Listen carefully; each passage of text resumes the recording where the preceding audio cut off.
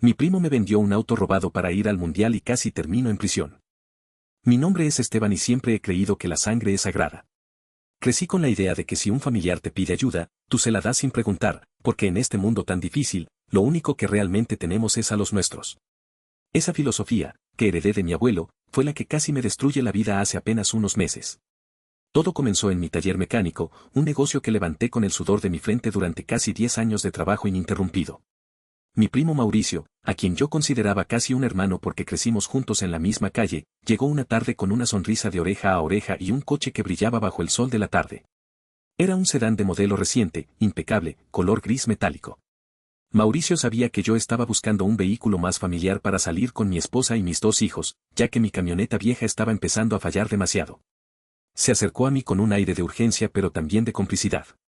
Me dijo que había tenido la oportunidad de su vida, había conseguido boletos para los partidos del Mundial y ya tenía casi todo listo, pero que el último pago del paquete de viaje, que incluía los vuelos y el hospedaje en hoteles de lujo, se le había vencido.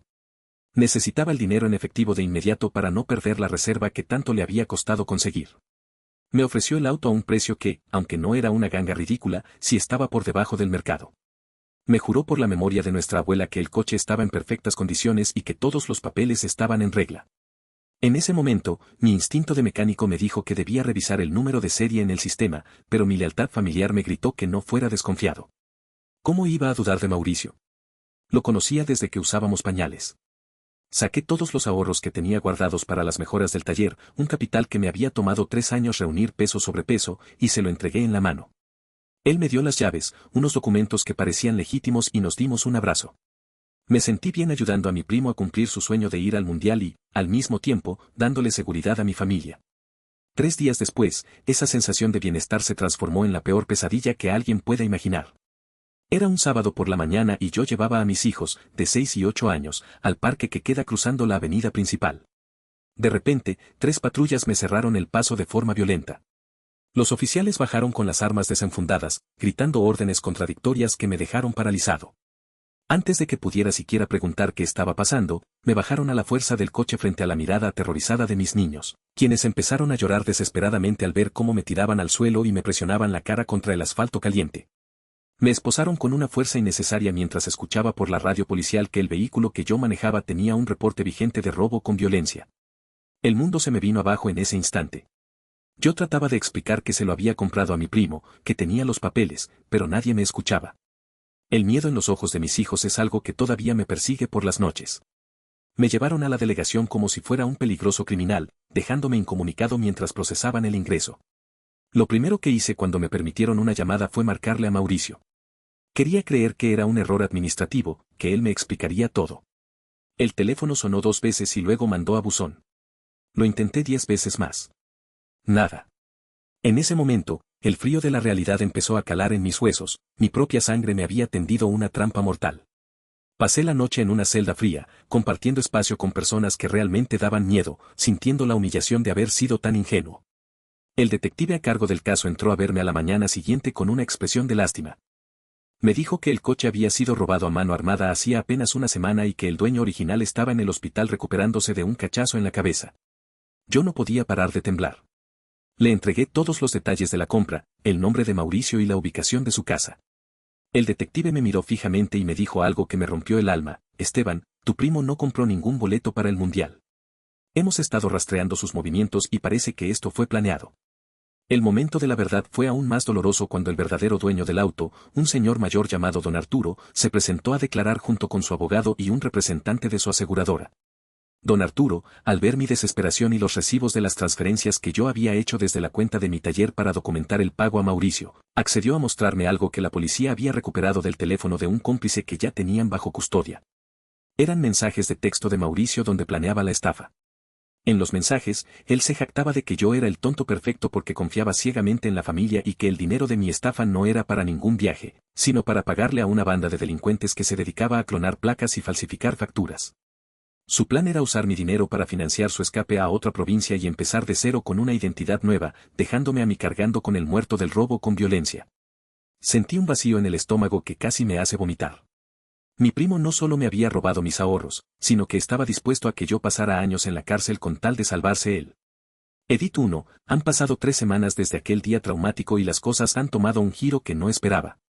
Gracias a que soy un ciudadano ejemplar y a que pude demostrar con los comprobantes del taller que la transacción fue real, el juez me deslindó de toda responsabilidad penal por el robo. Sin embargo, el daño emocional ya estaba hecho.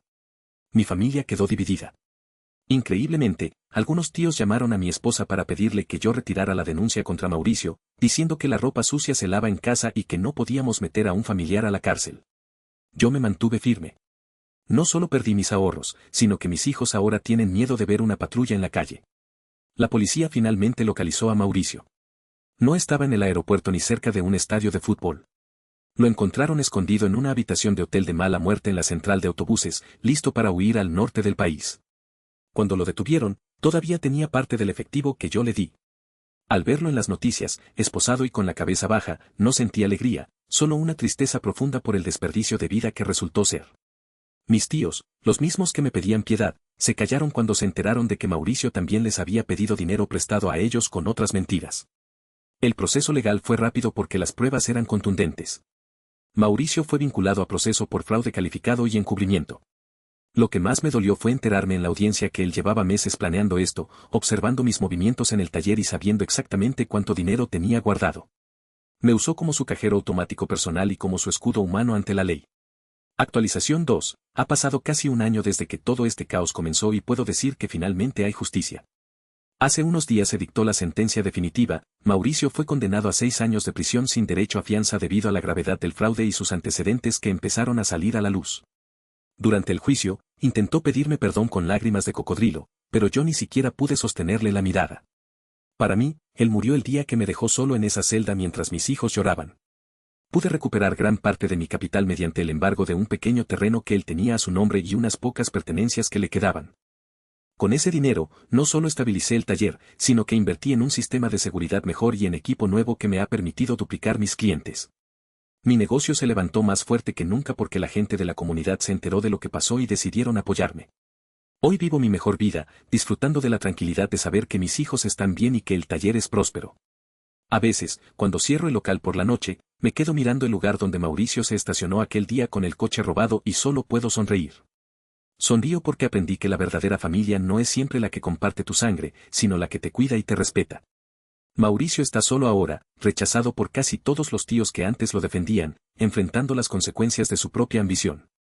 La vida tiene una forma muy curiosa de poner a cada quien en su lugar, y aunque el camino fue doloroso, hoy duermo con la conciencia tranquila de que hice lo correcto. Hay secretos familiares que destruyen hogares. ¿Has vivido algo similar? Comenta tu historia abajo y síguenos para más relatos.